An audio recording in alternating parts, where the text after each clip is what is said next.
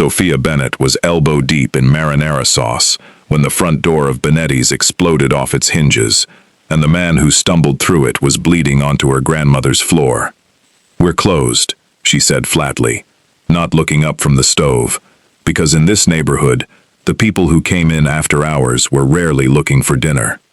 "I don't need a table," he answered, his voice low and controlled in a way that didn't belong to a man with a gunshot wound in his side. "I need 5 minutes, and something to stop the bleeding." That was when Sofia turned around and saw him properly. Tall, dark-haired, wearing a suit that had probably cost more than her monthly rent before someone put a bullet through it. He was pressing one hand against his ribs, and blood was seeping between his fingers, in a way that told her he'd been walking on pure will for longer than was medically reasonable. She didn't scream. She didn't call the police, not in this part of Chicago, not with the Rossi name stitched into the collar of his shirt, like it meant something to everyone but her. She grabbed the first aid kit from under the register and a clean dish towel. "Sit down before you fall down," she ordered, her voice leaving no room for argument. He looked at her like she'd said something strange. Most people, when they realized who he was, either ran or groveled. This woman, built soft and solid and unbothered, was already cutting his shirt open with kitchen shears, like he was a stubborn piece of dough that needed handling. When he pointed out that she surely knew who he was, she told him she only knew he was bleeding on her floor, and that Sandro Rossi's face didn't impress her half as much as it seemed to impress everyone else on this side of the city. Something flickered behind his eyes at that. Not anger. Something closer to surprise, like he hadn't been spoken to that way in years, and had forgotten it was possible. 3 men in dark coats appeared in the doorway a minute later, guns drawn, breathing hard from the chase. Sofia didn't flinch. She stood between them, and the man bleeding on her prep table, like it was the most natural thing in the world, a rolling pin still in her hand from the counter.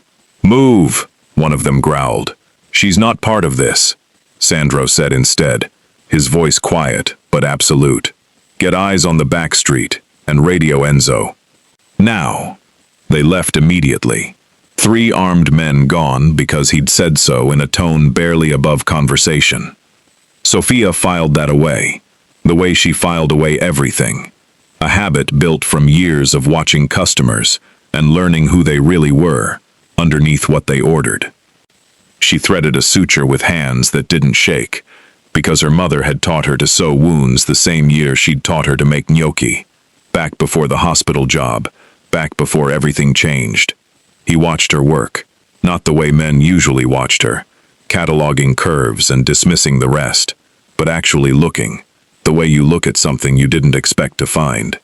She was used to being underestimated, a curvy girl in a stained apron, running her dead grandmother's restaurant into the ground 1 comped meal at a time, because she couldn't turn away a hungry face. Men like Sandro Rossi didn't usually look at women like her. He wasn't looking past her. When he asked how she'd learned to handle a wound so calmly, she told him about her mother, an emergency room nurse for 20 years, before she wasn't anymore, and stopped herself there, an old habit of keeping her mother out of conversations with strangers, especially strangers with Rossi stitched into their collar. Something passed over his face too fast for her to read, there and gone, like a door opening onto a room and shutting again before she could see inside it. He gave his name back to her once she'd offered hers, testing the weight of it, and asked whether the restaurant was hers. She explained it had been her grandmother's, that she'd kept it running after she passed, feeding half the block for free some nights, and stitching up bleeding strangers on others. She tied off the last stitch and sat back, studying her work with the critical eye of someone who'd learned to be proud of things nobody else noticed. "You'll live," she said. "You should see a real doctor about the internal stuff, though. I only fix what I can see. I don't use doctors I don't own." "Comforting," she said, in the flattest voice she owned. For the first time, something close to a smile touched his mouth, gone almost before it arrived. He reached into his jacket, wincing, and pulled out a fold of cash thick enough to make her eyes widen despite herself, offering it for the door and her silence. She pushed his hand back toward his chest and told him she didn't want his money, only for him to be gone before his friends came back and shot up her dining room. He studied her for a long moment, the kind of look that made her feel suddenly aware of every place his eyes touched, and then he stood, testing his weight, steady enough. At the door he paused. "Sofia Bennett," he said again, like he was memorizing it. "I don't forget people who help me. That's not always a kindness." Then he was gone into the dark, and Sofia stood alone in her ruined kitchen, blood on the floor, and a strange, unsettled feeling in her chest that she refused to name. She told herself it was adrenaline. She told herself she'd never see him again. She was wrong on both counts, and the proof of it walked through her door 3 days later, not as a bleeding stranger this time, but as Alessandro Rossi, in a perfectly tailored suit, flanked by 2 men. "Your name came up in a conversation you want no part of," he said, with the flat calm of a man used to being obeyed. "Starting tonight, whether you like it or not, you're going to be my wife." "I'm sorry," Sofia said, disbelief plain in her voice. "Did you just tell me I'm getting married?" "I told you the truth," he said, standing in the middle of her dining room, like he owned the tile beneath his shoes. And in this neighborhood, in some ways, he did. A contract needed signing by morning, a merger with the Calloway family in Detroit, and part of the arrangement required him to be married within the month. She was, he said, the only woman in the city his mother hadn't already picked out for him. She told him to ask one of those women instead. He explained that they came with families who expected things, alliances, debts called in later, while she came with nothing but a restaurant and a grandmother's recipes, saying it like a compliment, though it landed nowhere close to one. It was clean, he said. Business. It would end the moment the merger was secure. Sofia laughed, short and disbelieving, and set her rolling pin down hard enough to make the 2 men by the door shift their weight, pointing out that he'd bled on her floor 3 nights ago and was now back informing her she was marrying him like it was a lunch reservation, and telling him to get out of her restaurant. He didn't move. Instead, he studied her, the way he had that first night, unhurried, like she was a puzzle whose pieces didn't fit the picture on the box. Most people softened under the kind of unspoken threat hanging over her, the weight of what happened to people who said no to men like him. Sofia's spine only straightened. "You don't scare easy," he said. "I scare plenty easy," she said. "I'm just better at not showing it than you're used to." Something shifted behind his eyes, a flicker of respect he clearly wasn't accustomed to feeling toward someone refusing him. He glanced at the dining room, half-empty tables, a chalkboard menu with prices that hadn't gone up in 3 years, because she couldn't bring herself to charge the neighborhood kids $1 more for spaghetti. Quietly, he told her she was 2 months behind on the building's taxes, that the man who'd love nothing more than to seize it out from under her owed his family money, and that one phone call would close the place by Friday. He wasn't threatening her, he said. He was telling her what was already circling. "So that's it," she said, her jaw tightening. "Marry you or lose everything my grandmother built." He offered it as a way to keep the restaurant fully protected, her name staying on the deed, and in return, he would get 6 months of looking married to a woman his mother couldn't control, which, he admitted, might be worth more to him than the merger itself. When she repeated the word mother back to him, catching something tight in his voice, he explained that Isabella Rossi had been trying to marry him to a Calloway daughter for 2 years, and that Sofia would be, in his mother's words, an unacceptable complication. For just a moment, something almost like amusement crossed his face, as he said he liked the idea of being the one to hand his mother that complication. Sofia should have said no again. She should have thrown him out and bolted the door and pretended none of this had happened. But she thought of her grandmother's handwriting on the recipe cards taped inside the cabinet. The mortgage payments she'd been juggling like knives for a year. The eviction notice, hidden in a drawer, so her staff wouldn't worry. 6 months. Paperwork. A way to save the one thing that still felt like family. If I do this, she said slowly, I keep the restaurant. Fully. My name stays on the deed. And when the 6 months are up, I walk away, owing you nothing. Not money, not favors, not silence. Done, he said without hesitation. And you don't touch my life beyond what's necessary. I don't want bodyguards trailing me through the produce aisle. You'll have security whether you want it or not, he said, with a faint, genuine, almost smile. The rest I can live with. She should have felt trapped. Instead, staring at him across her grandmother's dining room, she felt something closer to defiance settling into place. A decision made on her own terms, even inside a corner she hadn't chosen. Tell your mother I don't take orders from her either, she warned. Believe me, he said. Watching my mother meet you is going to be the best part of my week. He turned to leave, and it was only after the door shut behind him that she noticed the folded card he'd left on the counter, a name and address in sharp black ink. Isabella Rossi. Sunday dinner. 6 o'clock sharp. Beneath it, in his own hand, a single line that made her stomach drop.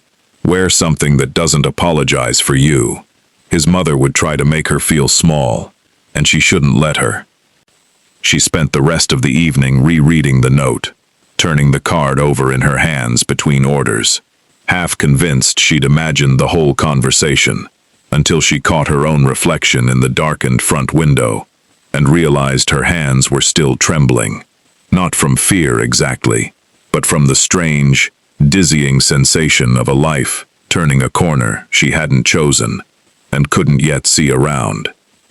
Sofia stared at the card for a long time, her heart hammering with something that wasn't quite fear, and wasn't quite excitement, and somewhere in the back of her mind, a warning bell she chose, for now, to ignore. Sunday dinner at the Rossi estate was less a meal and more a performance, and Sofia understood that the moment she walked through the door, in a deep burgundy dress that fit her like it had been made, for exactly the body she had, not the one anyone wished she had. Isabella Rossi met her in the foyer, like a queen inspecting an unsatisfactory delivery, elegant in the way old money always was, sharp-boned and silver-haired, wrapped in pearls that probably cost more than Benetti's would clear in 5 years of Sunday specials. She addressed her son rather than Sofia, calling her the restaurant girl, as though the woman standing 3 feet away were a piece of furniture he'd tracked in on his shoe, then took Sofia's outstretched hand, with nothing more than a cold, cataloging glance, before summoning Sandro away for a private word. Sofia was left standing alone in a marble hallway lined with oil paintings of Rossi men, who'd all, she suspected, been taught the same trick of making people feel smaller than they were. She heard fragments through the study door, Isabella's voice pitched low and furious about embarrassment and the Callaway deal, Sandro's voice flat and final, cutting through his mother's the way it had cut through his own men that first bloody night. It's decided, was all she caught clearly. Dinner was a battlefield disguised as china and candlelight. Isabella asked pointed questions about Sofia's education, her family, her background, each one a small blade wrapped in politeness, and Sofia answered every one without flinching. When Isabella finally asked, with a razor-thin smile, whether Sofia had always struggled with her weight, the table went silent enough to hear the candles burning. I don't struggle with it, Sofia said pleasantly, cutting her chicken. It struggles to keep up with how much I enjoy my own cooking. Would you like the recipe? I could simplify it for your kitchen staff. Sandro's fork paused halfway to his mouth. For one terrifying second, Sofia thought she'd gone too far, and then he laughed, short and surprised, a sound that seemed to startle even him, while Isabella's face went the particular shade of red reserved for women who were rarely, if ever, bested at their own table. She has spirit, Isabella said icily. Spirit doesn't run an empire, Alessandro. No, Sandro said, still watching Sofia with something unreadable in his eyes.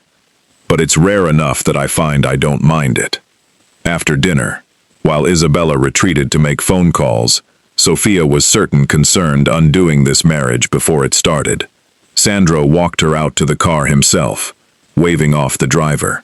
He told her she hadn't needed to defend herself the way she had over the recipe comment, and she answered that Isabella had been trying to make her feel small, and she didn't do small, that she'd spent her whole life with people deciding what she was before she opened her mouth, and had long since stopped letting that define her. He studied her under the porch light, and for once there was no calculation in his expression. No business, no threat, only a man, looking at a woman like he was recalculating everything he'd assumed about her. My father used to say the same thing, he said, that the people who underestimated you were the ones who handed you the advantage. Smart man, she said. He was. Something closed behind Sandro's eyes, quick as a door. He's not around to say it anymore. Before she could ask further, headlights swept across the driveway, and a black sedan pulled up too fast, too aggressive, the kind of arrival that made the two guards at the gate reach instinctively for their jackets. A man climbed out, mid-30s, sharp-suited, with the easy, confident smile of someone used to walking into rooms he wasn't necessarily welcome in. Renzo, Sandro said, his voice dropping into the register, Sofia now recognized as dangerous. Renzo Calloway's eyes slid over Sofia with open, appraising interest that made her skin crawl in a way Isabella's cruelty never had. So the rumors are true, he said, smiling wider. Didn't realize you'd developed a taste for variety, Rossi. Sofia felt the words land like a slap, but kept her face perfectly still, refusing to give him her reaction. It was Sandro who moved, one step closer to Renzo, his voice dropping to something almost gentle, which was somehow more frightening than shouting would have been. Choose your next sentence very carefully. Renzo's smile faltered before he retreated to his car, still smiling as he pulled away, the kind of smile that promised this wasn't over. Sandro's jaw stayed tight long after the taillights disappeared, and when Sofia pointed out she'd handled worse than a rich man's insults, he told her that wasn't why he'd stepped in. He didn't explain further, and she didn't ask. But the ride home in the car he insisted on sending her in was quiet, with a different kind of silence than before, charged with something neither of them named. It was 2 days later, going through her grandmother's old paperwork to find a business license Sandro's lawyers needed for the marriage filing, that Sofia found the folder she wasn't supposed to see, tucked behind a drawer she never used, her mother's old nursing badge paperclip to a newspaper clipping 12 years old. Nurse cited an overdose of prominent businessman. The headline read, "Family declines to comment." The businessman's name in the article stopped her cold. Marco Rossi. Sofia read the clipping 3 times before her hands stopped shaking enough to fold it back into the drawer where she'd found it, her mind racing through a decade of half-memories, her mother's sudden career change, the years of silence whenever Sofia asked why she'd left the hospital, the way her mother's face used to close like a door whenever the subject came too close. Marco Rossi, Sandro's father. She didn't say anything to Sandro that week. She told herself it was because she needed to understand the connection before she raised it. But the truth, if she was honest, was closer to fear. Fear of what it might mean. Fear of unraveling something she didn't yet understand. Fear of a name that had already cost her mother a career, and might cost Sofia something she hadn't even realized she was starting to want. The wedding, small and clinical by Rossi standards, happened on a gray Tuesday, in a courthouse, with exactly 6 witnesses and a photographer Isabella insisted on for appearances. Sandro wore the same controlled expression he wore into every negotiation. Sofia wore green, because burgundy had been Isabella's color choice, and Sofia refused to be dressed by a woman who'd spent their first meeting cataloging her flaws. Afterward, in the back of the car, Sandro let something crack through the composure he wore like armor. "Thank you," he said quietly, "for doing this. I know it's not what either of us wanted 6 months ago." "No," she agreed. "But I meant what I said. I keep the restaurant." "You look like you haven't slept," she added. "The Callaway merger's more complicated than I let on," he admitted, rubbing a hand over his jaw. "It's not your problem." "You keep saying that," she said. "I'm starting to think it means the opposite." Something raw flickered across his face before he smoothed it away. "My father used to say the same thing to my mother," he said, "that it wasn't her problem, that he'd handle it. He was wrong, and it got him killed." "I'm sorry," she said softly, "about your father. It was a long time ago. That doesn't mean it stopped hurting." For a moment, in the back of a car on their wedding day, something passed between them that neither of them had planned for. Then his phone buzzed, and whatever had been opening between them closed again, fast. At the small reception, Isabella insisted on hosting, despite the courthouse wedding, a supplier Sofia had known for years, a friendly, easygoing man named Danny, who delivered produce to Bennetti's every Thursday, pulled her aside to congratulate her, his hand lingering a beat too long on her arm. Sandro crossed the room before Sofia had even registered the touch, not shouting, not making a scene, just appearing at her side, with a hand at the small of her back, and a look aimed at Danny that emptied the space around them in seconds. Afterward, when Sofia pointed out he hadn't needed to do that, he admitted he knew, and had done it anyway, that he didn't like watching another man touch what was his, and hadn't expected to feel that so plainly.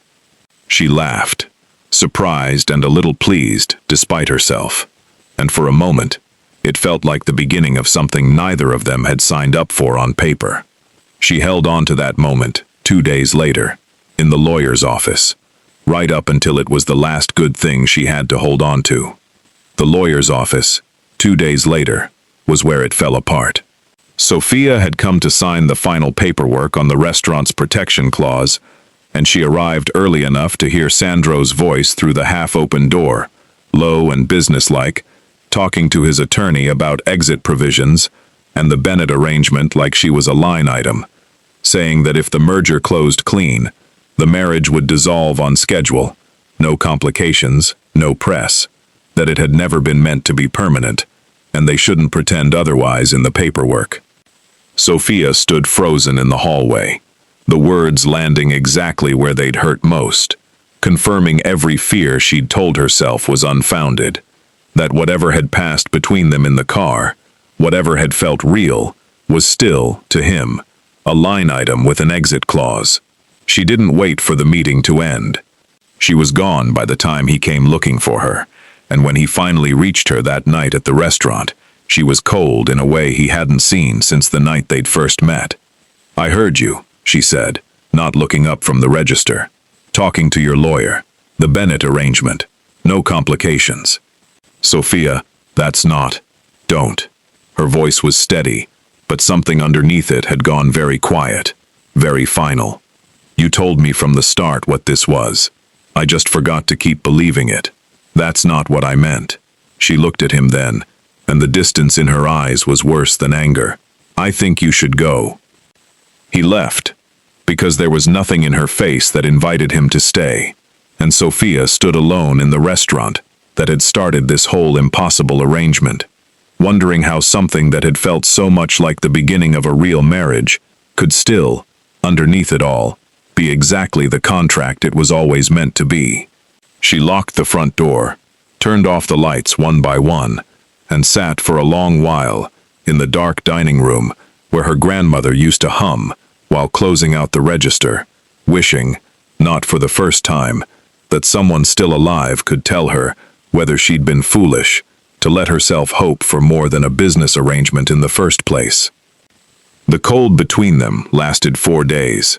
Sofia didn't answer his calls, didn't go to the penthouse, buried herself in the restaurant the way she always had, whenever the world outside felt like too much to hold.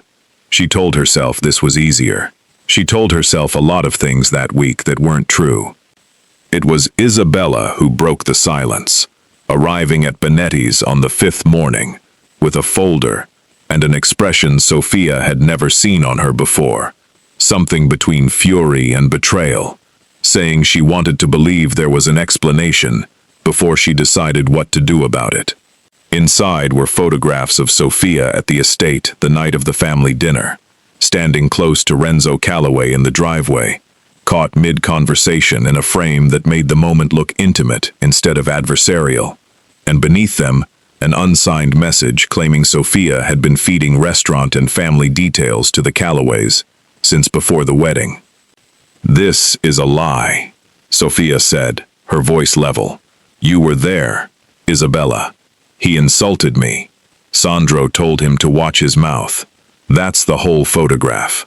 The timestamp says otherwise," Isabella said. "It says you spoke alone for 11 minutes. Then the timestamp is wrong. I was never alone with that man for 11 seconds, let alone 11 minutes. Sandro arrived 20 minutes later, summoned by his mother, exhausted and unreadable, and the hesitation before he spoke told Sofia everything about where his head had been since the lawyer's office. He didn't accuse her outright. He asked, quietly, for her to walk him through the timeline. Sofia felt something in her chest go very still. She told him he was asking her to defend herself, that after everything he was standing in her restaurant asking her to prove she hadn't sold him out to a man she couldn't stand being in the same room with. He said the evidence said something, and he needed to understand it. She untied her apron slowly, folded it, set it on the counter between them, like a closing statement. "You need to decide, right now, whether you trust me or a photograph that conveniently appeared 4 days after we stopped speaking," she said. "I'm not going to beg you to choose me twice. I'm not leaving because I'm guilty. I'm leaving because you hesitated, and I needed you not to." She walked past him to the door and held it open for both of them. She spent that night alone above the restaurant, in the small apartment she'd moved out of, the moment the marriage began, unpacking boxes she'd never fully unpacked in the first place, as if some part of her had known all along this arrangement would end exactly like this. Renzo Calloway, meanwhile, allowed himself something close to satisfaction, telling a voice on the other end of his phone that it had worked, that the Rossi marriage was finished, that she was out of the picture, and Rossi was too proud to go crawling after a woman who'd supposedly sold him out, and that territory negotiations should be a formality now. He hung up laughing, satisfied, believing the hardest part was already behind him. It was Isabella who found the truth 2 days later, sleepless and guilt-ridden, running the photograph through a contact who owed her a favor. The timestamp had been altered. The original file, recovered from the estate's security server, showed the real exchange lasting 90 seconds, exactly as Sofia had described it. Sandro standing 3 feet away the entire time. Isabella came to the restaurant alone that evening. No folder this time, only the truth and an apology, 12 years overdue. She admitted she'd been wrong twice, once about the photograph, and once about something much older that she should have told Sofia the moment she married her son. Sofia's mother, she said, had been Marco Rossi's nurse, had saved his life more than once, and when he finally died on her watch, Isabella had destroyed her career. Out of grief, she never knew where else to put, knowing for years it wasn't fair, and letting her pride bury the truth instead. Sofia sat frozen, 12 years of her mother's silence, suddenly reframing into something she'd never had the context to understand. When she asked why now, Isabella explained that Renzo Calloway had the real hospital file, the one that had been sealed, that he wasn't finished, that the photograph had only been his opening move, and that Sofia deserved better than what the Rossi family had given her on every front since the day she'd walked into that dining room. Before Sofia could answer, a man she didn't recognize stepped through the door, dropped an envelope on the table, and disappeared back into the street without a word. Inside was a photograph of Sofia at 17, her mother's arm around her shoulders outside a hospital, and on the back, in unfamiliar handwriting, an instruction to ask her mother what really happened the night Marco Rossi died, because she knew more than the Rossis thought. Sofia's hands went cold. She called her mother that night, voice shaking, and Sofia Bennett was quiet for a long time before she finally spoke, saying she'd wondered when this would find her, that there were things about that night she'd never told Sofia, because she'd been trying to protect her from a world she'd hoped she'd never have to touch. Marco Rossi hadn't died of an accidental overdose, her mother said. She'd been there. She'd seen who administered it, and it hadn't been her, and it hadn't been an accident. She'd tried to tell the truth once, and Isabella had ended her career before she finished the sentence. "Who did it, Mom?" Sofia asked. "Who really killed him?" The silence stretched, 12 years of it finally breaking. "It was Enzo Marchetti," her mother whispered. "Sandro's godfather, the man standing at his right hand every single day since." Sofia sat frozen at her kitchen table, long after the call ended, her mother's words echoing through her chest like a struck bell. Enzo Marchetti, the quiet, gray-haired man who'd stood beside Sandro at their courthouse wedding, who'd shaken her hand and welcomed her to the family with a warmth that had felt genuine. The man Sandro trusted with everything. She didn't know what to do with the truth sitting heavy in her hands. Pride told her to let Sandro find his own way through it, that she owed the Rossi family nothing after the way things had ended between them, but every instinct she'd built over a lifetime of watching people closely told her this was the kind of secret that got someone killed if it sat too long in the wrong silence. So despite everything still raw and unresolved between them, she drove straight to the penthouse. Sandro wasn't there, only his security detail and a note explaining he'd gone to meet Renzo directly to negotiate before the deadline. Fear moved through her fast and cold. If Enzo had killed Marco Rossi 12 years ago and successfully buried it, and if he was still standing at Sandro's side every single day, what did that mean for a meeting arranged by a man with every reason to want the Rossi empire destabilized from within? She called Sandro's phone. No answer. The penthouse security line told her Mr. Rossi had left alone, against protocol, insisting on meeting Renzo privately at a warehouse off Damon Avenue to end this before it went further. Alone, with Enzo Marchetti as the only person who knew his exact location. Sofia didn't think.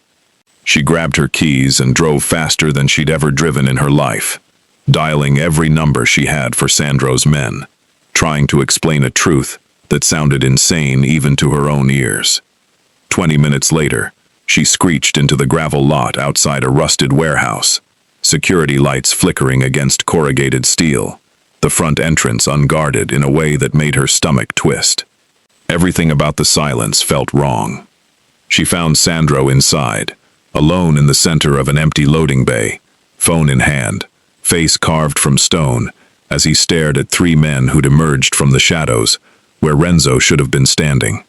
Enzo Marchetti stood among them, no longer the warm godfather from her wedding day, his face rearranged into something cold and unfamiliar. "Enzo." Sandro's voice was low, dangerous. "Where's Renzo?" "Renzo's not coming," Enzo said. "This was never about the territory. He's just a useful idiot who thinks he's finally getting what he wants." When Sandro demanded to know what this was about, Enzo's jaw tightened as he asked why. In 12 years, Sandro had never once questioned why he'd stayed so close after Marco died, why he'd made himself indispensable to a boy who should have hated him for letting his father die on his watch. Sofia stepped through the doorway before she could stop herself, and every head turned toward her. Sandro's face flashing through shock, then fear, then fury that she'd followed him into danger. She didn't wait to be told to leave. "He killed your father," she said, her voice steadier than she felt. "My mother was there. She saw everything." The loading bay went silent, except for the hum of a flickering overhead light. "Is it true?" Sandro asked. something breaking and reforming behind his eyes all at once. Enzo's composure cracked for the first time in 12 years. "Your father was going to hand the Western Territory to outsiders," he said, his voice rising with old, buried rage. "I begged him to reconsider. He laughed at me, called me a soldier instead of a strategist, said soldiers don't get to choose the war. I did what needed doing." His hand trembled around a gun Sofia hadn't noticed until that moment. 12 years. I've held this family together, while you played businessman in that tower. And this is what loyalty gets me. A woman from a sandwich shop walking in and undoing everything. "Put the gun down, Enzo." "I can't," Enzo said. "She knows too much. Witnesses never stay quiet forever." He swung the weapon toward her. Time seemed to fracture into pieces. Sandro moved before she could process what was happening, throwing himself between them, just as the shot cracked through the warehouse, the sound swallowing every other thought in her head. He staggered, one hand flying to his shoulder, blood already spreading dark and fast across his shirt, and Sofia screamed his name as he went down to one knee. But he didn't go all the way down. He grabbed the gun from his own jacket with his good arm, and the two shots that followed came so fast, Sofia barely registered them before Enzo Marchetti crumpled to the concrete floor, his own weapon skittering away into the shadows.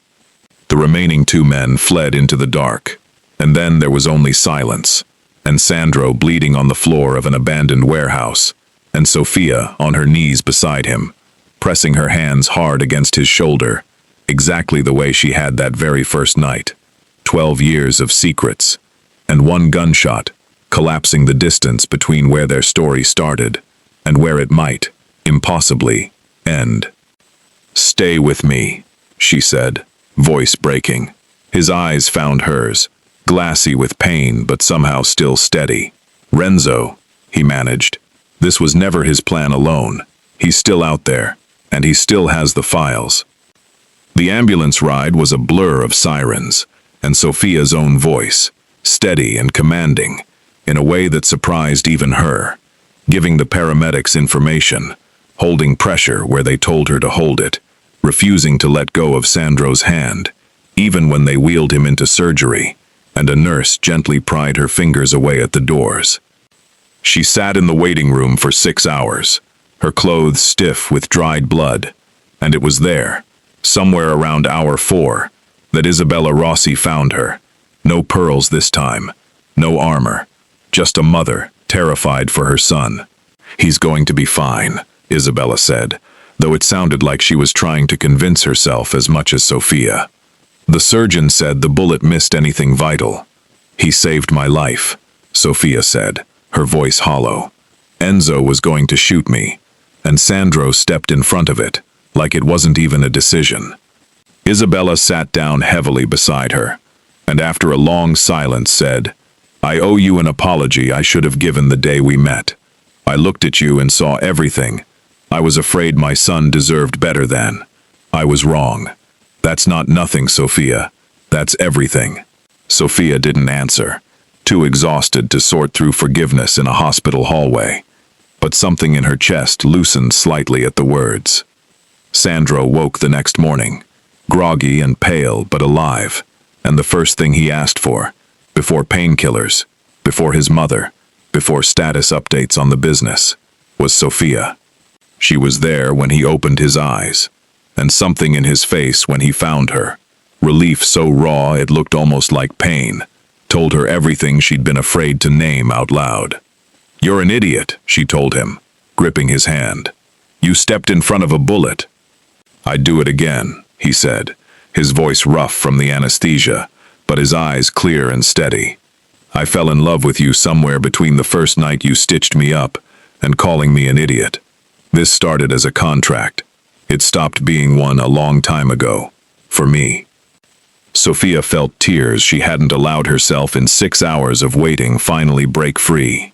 "You scared me half to death," she said. "I love you too. I have for weeks. I just didn't think it was allowed." She pressed her forehead to his, careful of the IV lines, careful of everything except the truth finally passing between them.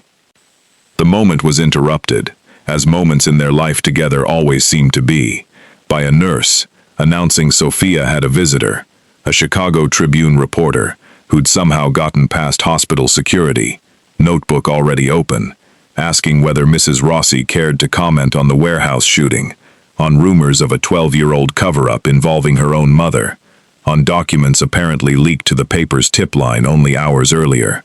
Sofia's blood ran cold.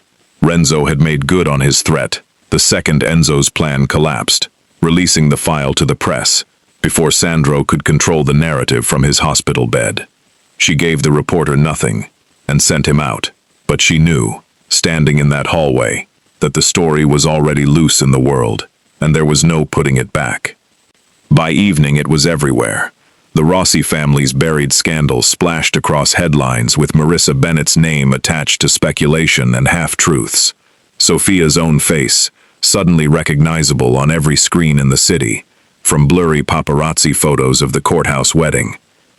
Sandro, discharged against medical advice 2 days later, called an emergency meeting of the family's inner circle. Sofia at his side, for the first time, not as an outsider being tolerated, but as someone with a seat at the table that mattered.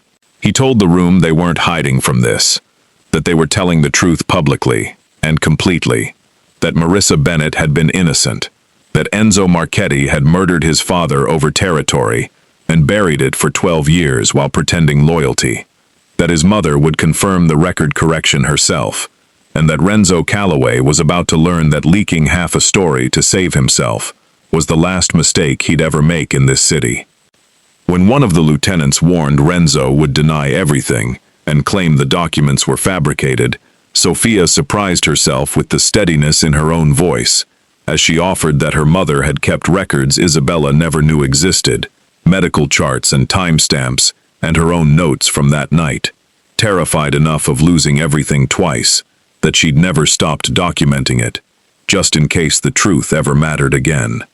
She looked at Isabella, who held her gaze for a long moment, something like respect passing between two women who'd started as adversaries and were slowly becoming something else, before admitting she owed Marissa that much and more. That night, back at the penthouse, curled against Sandro's uninjured side, while the city glittered below them, Sofia allowed herself, for the first time in weeks, to feel something like hope. The truth was finally surfacing. Enzo was gone. Sandro loved her, and she loved him, and for one quiet, fragile evening, it felt like the worst of it might actually be behind them. She should have known better than to trust the quiet. The call came at midnight, Sandro's phone lighting up the dark bedroom, and the voice on the other end wasn't Renzo Calloway at all. It was a woman, calm and cold and utterly unfamiliar, informing them that if they wanted to see Marissa Bennett alive again, they would stop the press conference scheduled for morning, or Sofia's mother would pay the price for a truth that was never supposed to see daylight. Sofia's hands were shaking so badly, Sandro had to take the phone from her, his voice dropping into the low, lethal register she'd only heard once before. "Who is this?" "Someone who understands leverage better than Enzo ever did," the woman said, smooth and unbothered. "Renzo's just a puppet who thinks he's finally holding the strings. I've been financing his rebellion since your father cut the Western Territory out from under both our families, 15 years ago. Who are you? Ask your wife's mother. She'll remember my name, Camille Voss. I've been waiting a long time for this family to bleed the way mine did." The line went dead. Sofia's whole body had gone cold, memories of her mother's fear over the years, suddenly reframing into something far more calculated than she'd ever understood. They called Marissa Bennett's cell immediately. No answer.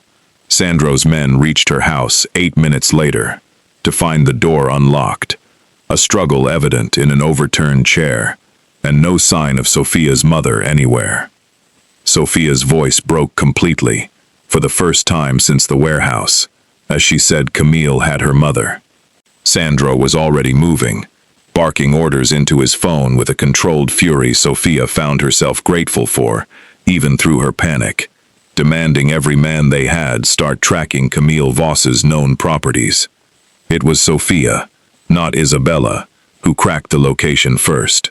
Sitting at the penthouse table with the old photographs Isabella had spread out, Sofia recognized the harbor complex in the background of one image, the same rusted crane silhouette she passed twice a week, collecting seafood deliveries for the restaurant. She told them she knew the place, the old Voss shipping yard off the harbor road, that her produce supplier still used the loading dock beside it, that she'd driven past that crane 100 times. Sandro's men moved fast on her word, and Sofia insisted on going with them, refusing every objection. Before they left, she quietly shared her exact location with Sandro's lead man, a habit she'd built from years of walking alone to early morning deliveries, and made him promise that whatever happened inside, no one would breach until she gave a signal. Inside the cold harbor office, they found Sofia Bennett tied to a chair, terrified but unharmed, and Camille Voss standing over her with a gun resting casually in her hand, like an accessory rather than a weapon. "There she is," Camille said, smiling at Sofia like they were old friends. "The girl who ruined 15 years of careful patience in 4 short months." Sofia kept her voice level as she stepped forward, close enough now to see a framed photograph on Camille's desk, a young boy in a shipyard uniform. "That's your son, isn't it?" she said. "You're not doing this for your husband. You've spent 15 years needing someone else to pay for a grief you never let yourself feel." Camille's composure cracked, just slightly, her eyes flicking to the photograph, and in that half-second of distraction, Sofia moved. Years of gripping hot pans, boning knives, and hauling stockpots had given her hands a speed and strength no one in that room had accounted for. She closed the distance and drove her palm hard into Camille's wrist, exactly the way she'd once wrenched a stuck cleaver free from a cutting board, knocking the gun sideways a full second before Sandro's men surged through the door. The shot went wide, splintering into a filing cabinet instead of flesh, and then Camille Voss was on the ground, restrained, screaming threats that meant nothing anymore, while Sofia rushed to untie her mother, with hands that finally, only now, began to shake. Marissa's voice was hoarse but steady, her eyes finding Sofia's with a fierce, fragile pride, as she told her daughter she'd done what her mother never had the courage to do, that she'd walked in and ended it herself. Behind them, Sandro coordinated with police contacts he trusted enough to bring in, ensuring Camille Voss would be processed through channels that couldn't be bought or buried this time. He crossed to Sofia the moment the call ended, and for a long moment, he simply looked at her, something between fear and awe still raw on his face, telling her she'd known the location before his own men had, that she'd disarmed a woman with a gun before he could cross the room. She admitted, still trembling as the adrenaline drained out of her, that she'd spent her whole life being the person nobody expected anything from, and that it turned out to be a useful thing to be underestimated as. The drive back into the city passed in a strange, hollow quiet, the adrenaline draining out of Sofia's body in slow waves that left her hands trembling long after there was nothing left to be afraid of. She kept glancing at her mother in the rearview mirror, checking that she was still there, still breathing, still real, the way she used to check on customers who'd had too much wine at closing time, an old habit of care that had somehow carried her through a decade of small kitchens, and now, impossibly, through this. By dawn, with her mother safe in a car headed to the penthouse under guard, Sofia finally let herself lean into Sandro's chest in the gray morning light outside the warehouse, exhausted past words. She reminded him it wasn't over, that Renzo was still out there believing he was owed a war.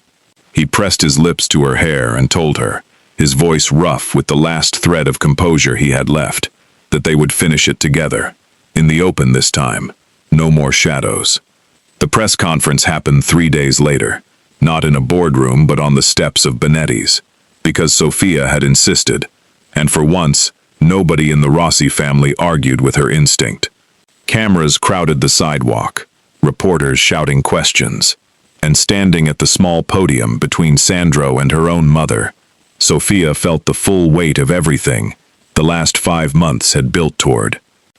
Isabella spoke first, her voice steady, despite the visible effort it cost her, publicly retracting the accusations that had ended Marissa Bennett's career 12 years earlier, naming Enzo Marchetti as her husband's true killer, and offering an apology that Sofia knew, watching her mother's face crumble with quiet relief, mattered more than any amount of money ever could have. Then Marissa spoke, clear and dignified, reclaiming a story that had been stolen from her for over a decade, and the crowd of reporters fell silent in a way that felt, for the first time, like justice rather than spectacle. Sofia addressed the whispers about her own marriage last, the rumors that had painted her as either a gold digger or a victim in the tabloid coverage of the past week. Looking directly into the cameras, Sandro's hand steady at the small of her back, she said, "I didn't marry into this family for money or protection. I fell in love with a man who bled on my kitchen floor and told me the truth when a lie would have been easier. Every single time it mattered. I've been underestimated my whole life for how I looked, for what I did for a living, for where I came from. I'm done apologizing for any of it." The applause that followed surprised her.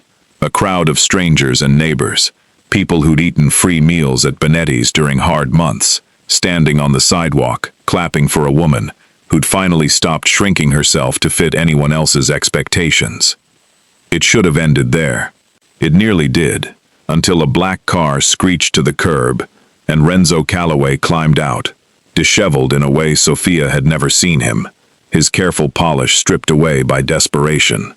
He shouted that this changed nothing, pushing past a security guard before Sandro's men could intercept him. "Camille's arrested, Enzo's dead, and you think you've won," he yelled. "I've still got the Detroit roots locked, Rossi.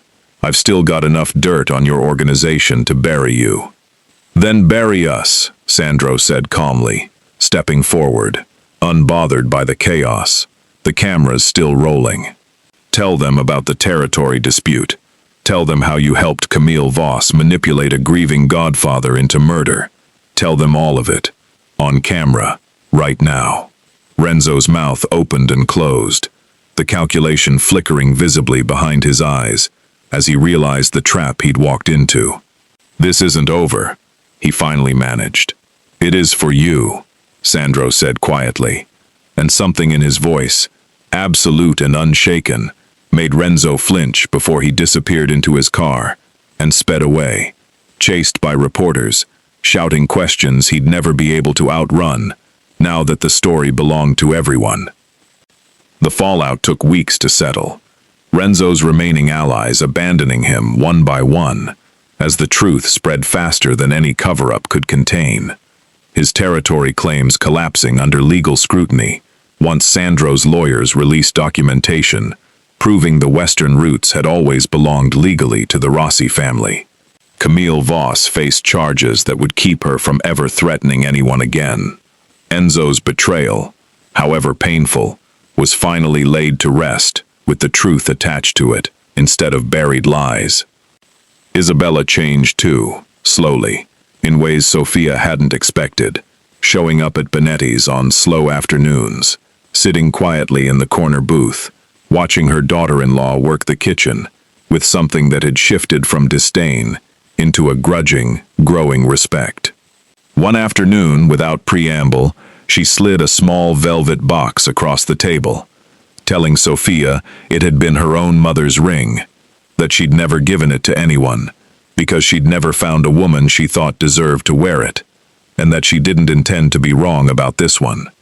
Sofia stared at the ring, an old, elegant piece that had clearly survived generations, and felt something in her chest loosen that had been tight since the day she'd first walked into that marble foyer and been looked at like she was lesser. That evening, Sandro found her in the closed restaurant kitchen, flour on her hands, the ring tucked carefully into her apron pocket, where she'd been turning it over all afternoon, unsure how to bring it up. He didn't need to ask where it had come from. He simply told her, watching her with an expression she was beginning to recognize as pure, unguarded love, that his mother had clearly decided she wasn't going anywhere. She told him she thought so too. In the quiet of her grandmother's kitchen, the same kitchen where he'd bled and she'd stitched him back together, and neither of them had known what they were starting, he got down on one knee properly for the first time, doing this the way it should have been done from the beginning. Not a contract, not a business necessity, but a choice. He asked her to marry him again. Not for a merger, he said, taking the ring gently from her fingers. Not for 6 months. Not because either of us had something to gain. Marry me because I love you. Because you make me want to be the kind of man my father would have been proud of. And because I don't want to spend one more day pretending this started as anything other than exactly what it became. Sofia, tears blurring her vision, laughed and cried at the same time, nodding, before she could even find her voice. And when he slid the ring onto her finger, in the warm, flour-dusted kitchen, where their whole impossible story had begun, she understood. Finally, and completely, that everything she'd once been told made her lesser. Her body, her background, her stubborn refusal to shrink herself for anyone, was exactly what had made her the only woman strong enough to survive loving Alessandro Rossi, and the only one he'd ever truly wanted to. 6 months later, Benetti's had a line down the block on Saturday nights, not because the Rossi name had brought curious customers through morbid fascination, but because word had spread about the curvy chef who'd married a Mafia boss and somehow become a local legend for standing her ground in front of cameras, courtrooms, and a mother-in-law who'd once tried to make her feel small. Isabella came every Sunday now, no longer to judge but to help, learning recipes from a woman she'd once dismissed as beneath her son. The two of them bent over the same stove Sofia's grandmother had cooked on for 40 years. Isabella never fully softened into someone unrecognizable. She still had opinions, still delivered them sharply, but the cruelty had drained out of her, replaced by something that looked, on good days, almost like tenderness. Marissa Bennett had her nursing license formally reinstated that spring, the 12-year-old cloud over her name, dissolved by public record, and Isabella's sworn testimony. And she'd taken a position at a community clinic, 2 blocks from the restaurant, close enough to stop in for lunch most days, close enough that Sofia never had to wonder again whether her mother was safe. The wedding, the real one, happened in early June, in the same backyard behind Benetti's, where Sofia had played as a child, string lights strung between the same trees her grandmother had planted decades earlier. It was smaller than the courthouse affair had been strange, and infinitely more real. Sandro wore a suit without armor in his eyes for the first time since Sofia had met him. Isabella cried, quietly, in the front row, and didn't bother hiding it. Among the guests were faces Sofia recognized from a lifetime of being underestimated. A former classmate who used to whisper about her weight in the school hallway, now working the door at a restaurant 3 blocks over, watched Sofia dance in a dress that fit her exactly as it was meant to, and said nothing at all, because there was nothing left to say. Danny, the produce supplier, raised his glass to her from the back row with an easy, genuine grin, no longer a source of tension, but simply an old friend, glad to see her happy. Even Renzo's name, mentioned once by a distant cousin who hadn't heard the news, was met with a ripple of laughter around the table, the punchline of a story that no longer had any power to wound anyone in it.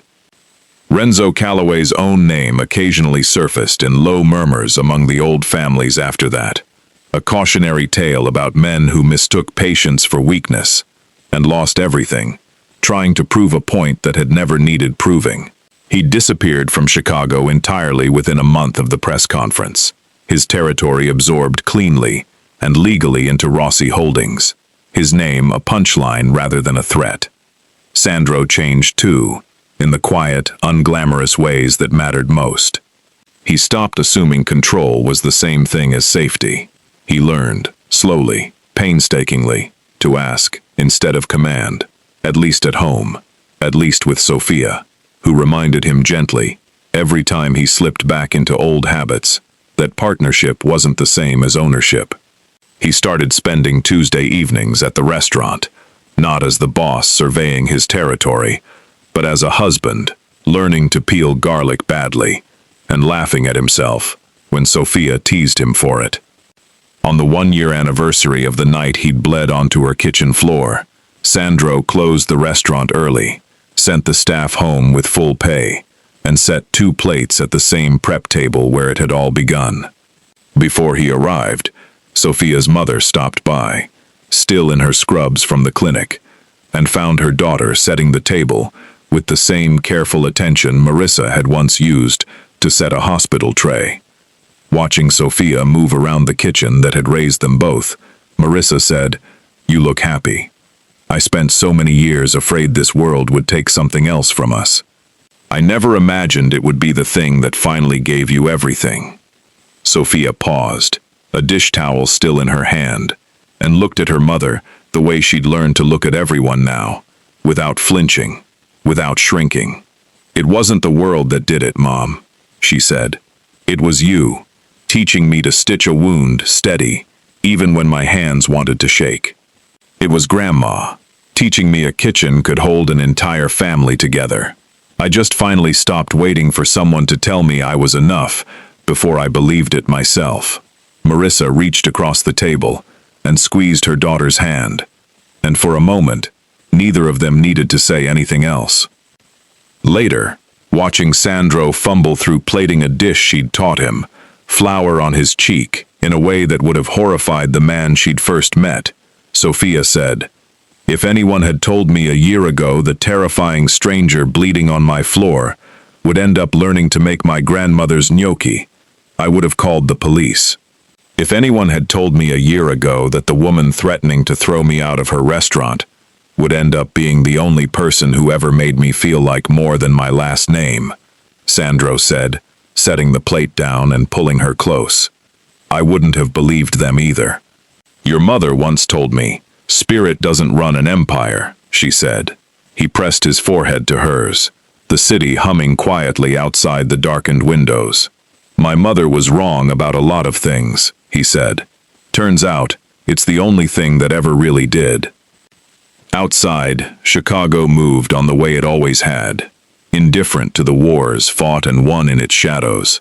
But inside Bennetti's, in a kitchen that had once held blood and fear, and now held nothing but flour, laughter, and a love neither of them had planned for, Sofia Rossi understood, finally and completely, that she had never needed saving.